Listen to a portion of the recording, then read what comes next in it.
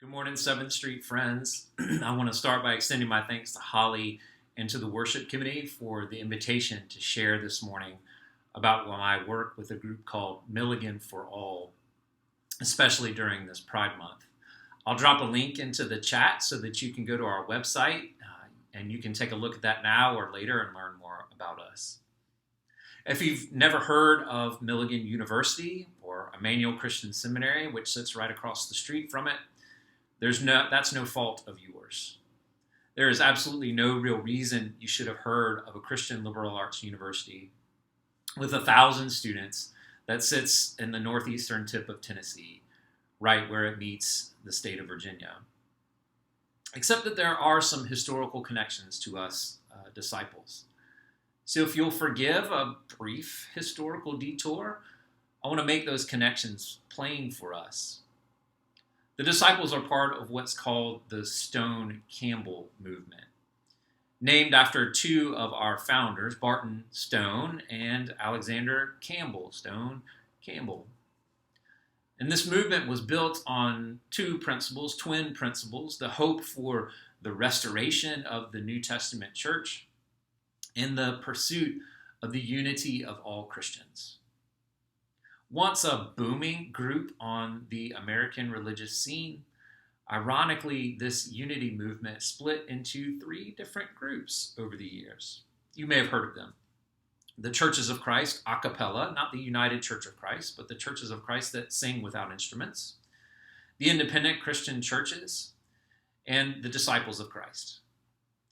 Now, the independent Christian churches and the disciples had a slow forming split that didn't really become official until 1968, when the disciples went through a process called restructure and officially became the Christian Church Disciples of Christ.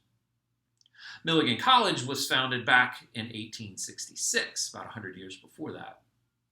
Its early leader, one of its early leaders, Josephus Hopwood, also founded the University of Lynchburg here in Virginia, a disciples' institution of higher education.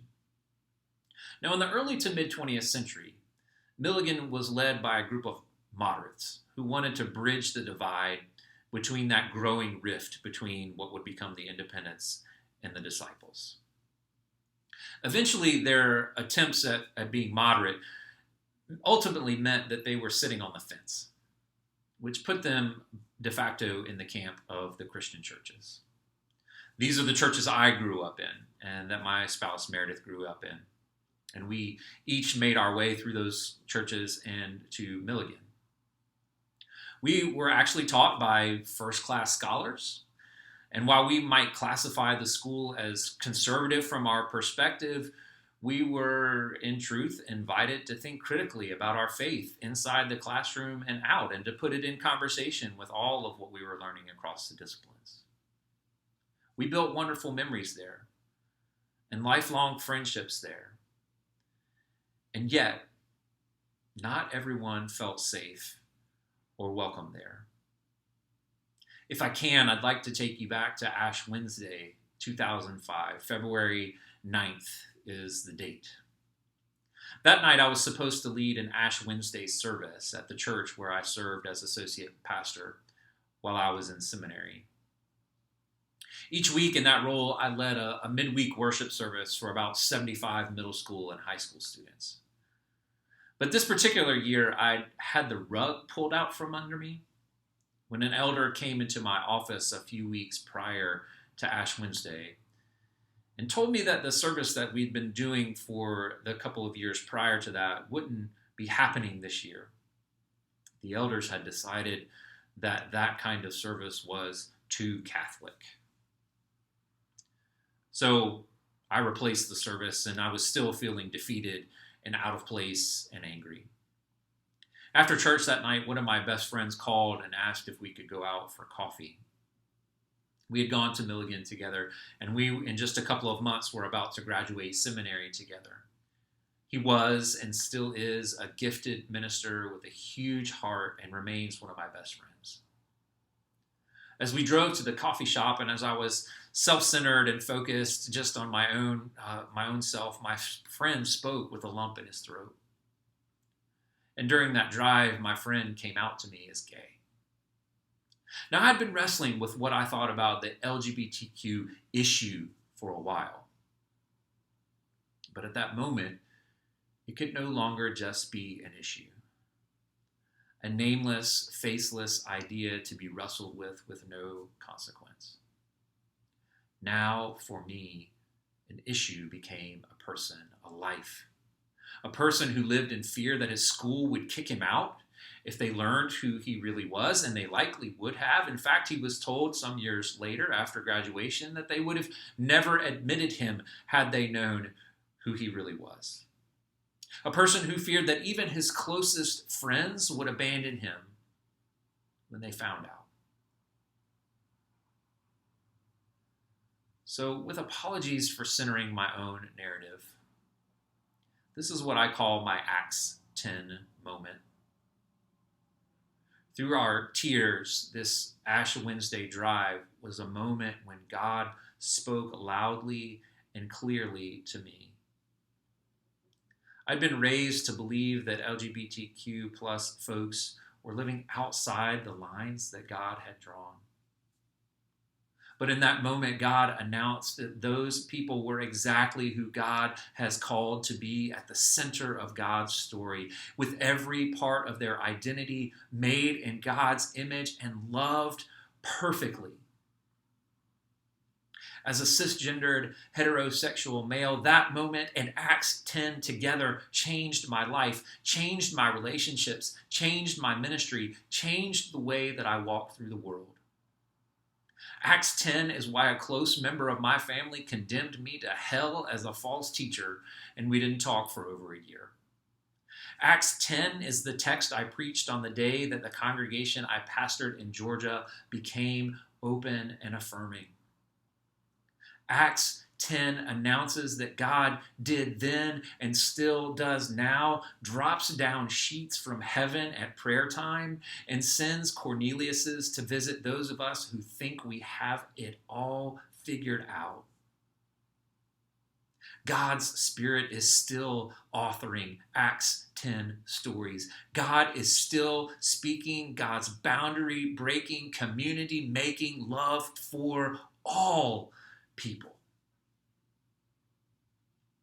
And so despite the love that I have for my time at Milligan Emmanuel, despite all the good ways it prepared me for my doctoral program and then to go on to do what I do now, over the past 16 years since I graduated from seminary, I have tried to put some distance between myself and those institutions. When you're in a profession where you are so often judged by the schools listed at the top lines of your resume, it's hard to be associated with an institution that hurts and harms others. Distance, professionally and personally, was a heck of a lot easier for me. But last October, news broke that a faculty member, who I didn't know, had just been dismissed over this summer. And the reason? They were gay and in a committed relationship. That hit home, because at the school where I teach, I would never be fired for who I love. So distance could no longer be the easy thing for me or the right thing for me. I wrote a letter to the president. I put it on nice letterhead. It was written very nicely, and that was a perfectly logical and professional thing to do, and I received no response. I signed a change.org petition that students had put together, and for its part, the school publicly responded by reaffirming its commitment to what they call biblical standards of human sexuality. Eventually, I was connected to some other alums. Some of us who knew each other, some of us who didn't, some queer, and some of us not. And a few of those people had begun to meet online in our new Zoom reality to share their stories and to brainstorm what to do next, because like me, their letters had been ignored, their phone calls had been ignored by the university's administration. And we began to meet, and we've listened to the heartbreaking stories of current LGBTQ plus students and recent alums and longtime alums and current and former employees. Some of them who had or are just now discovering their sexuality or gender identity in a toxic culture that makes them fearful about who they are, and that quite honestly prefers shame and invisibility most of all. Those of us committed to the work have shown up, and we've gotten to work. We've met nearly every Wednesday night since January. In those 6 months since we first began to meet, we've built an organization from the ground up. We've launched now what we call Milligan for All. We filed for a 501c3 nonprofit status because we are not going anywhere, because we know that this is long game work. We engaged in a postcard writing campaign because we won't be ignored. We've begun to support the LGBTQ plus student group, a group called Sanctuary. We've written a public letter that you can still sign now that you know who we are. We delivered that letter and a long list of names of people who signed on with us. We delivered it to the administration. We published that letter along with those names in a full-page ad in the local newspaper. That letter calls on the university to do some serious reflection and work in its campus culture and in its policies with respect to LGBTQ plus people, students, faculty, and staff. The letter expresses our desire to partner with them, not just to be a thorn, but to partner with them in doing that work. We've spoken with television media to get our story and the stories of those who've been hurt or silenced out into the public. One of those stories is a story about a man named Adam. Adam was a wonderfully talented Milligan student who happened to serve as my youth ministry intern, and who in 2019 died by suicide as he struggled to reconcile his identity as a gay man with the church culture that raised him. Each and every week on our social media accounts, we publish stories of LGBTQ plus alums and those who work in solidarity. And in the spirit of good trouble, we provided Milligan for All masks for graduating students to wear socially distant during commencement. We have 3 strategic priorities. First, we want to support. We want to support the student group Sanctuary. We want to support them with mentoring as we're able, as well as academic support and emergency financial support for them. That emergency financial support is important because not everyone feels at home in the clothes their parents buy for them and send them off to school with. And we want to support them financially because not everyone has a stable life to go home to if they come out. So we want to support. We want to advocate. We advocate for open and affirming policies and a campus culture that welcomes and embraces LGBTQ people, again, students, faculty, and staff. This is why we're public. This is why we've called upon the administration to act.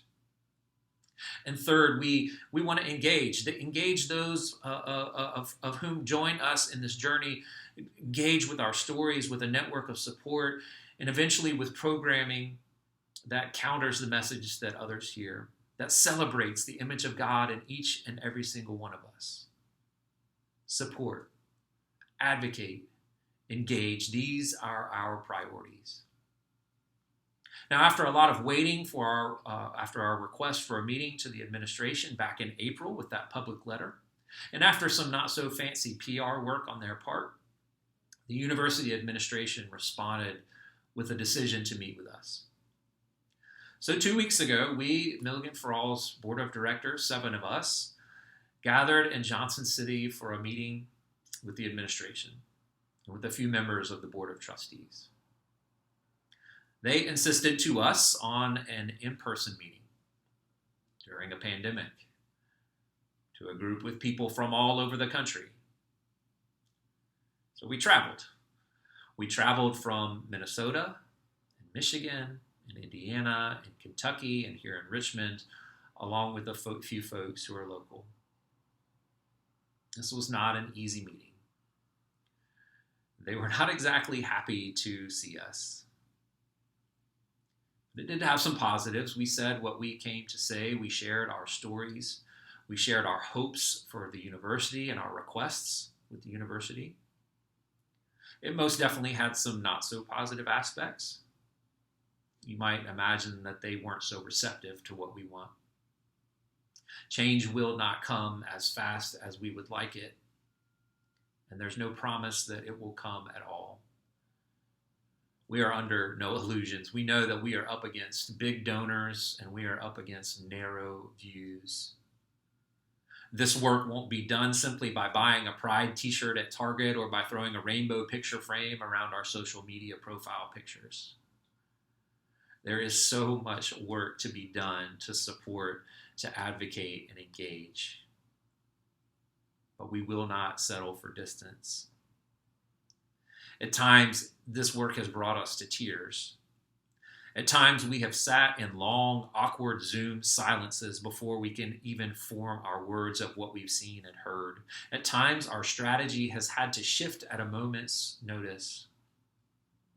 This is long game work, but we're not going anywhere. And here's the good news for when the work gets frustrating, because it's not yet done. And here's where this work meets us here, 7th Street friends.